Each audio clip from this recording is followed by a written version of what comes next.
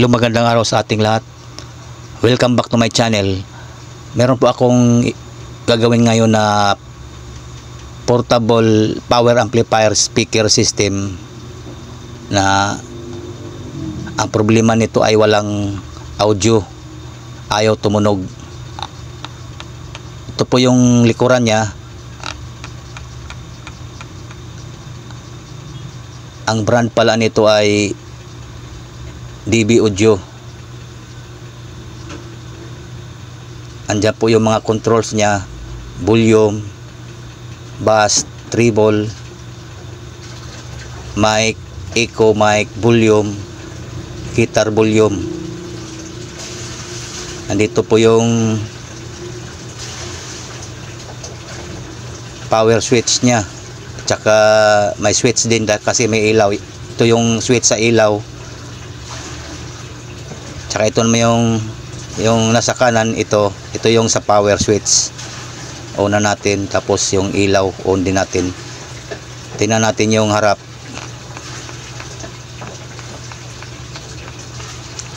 Ayan, makikita nyo meron siyang display, naka-line input. Ayan din yung ilaw nya,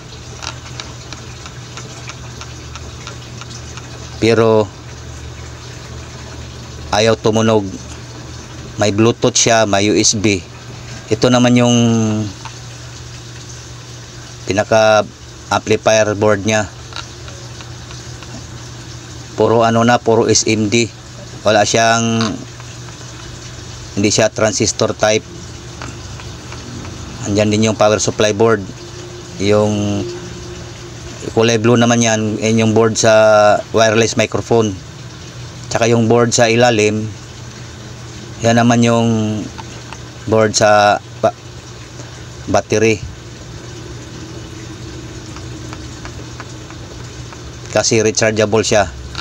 Pwede siyang dalhin kahit sa labas. May mga programs. Yan, pwede siyang gamitin.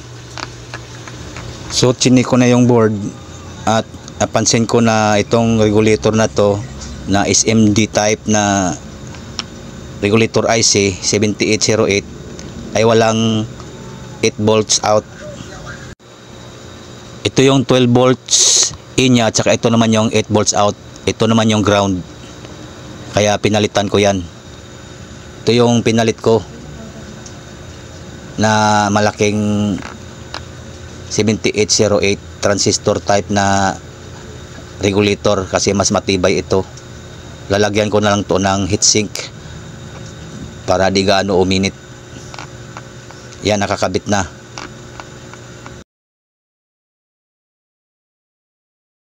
Ito naman yung pinalitan kong SMD na sirang 7808 regulator IC. Testing na lang natin to para malaman natin kung tumutunog na ba. Okay ba yung ginawa nating conversion sa IC.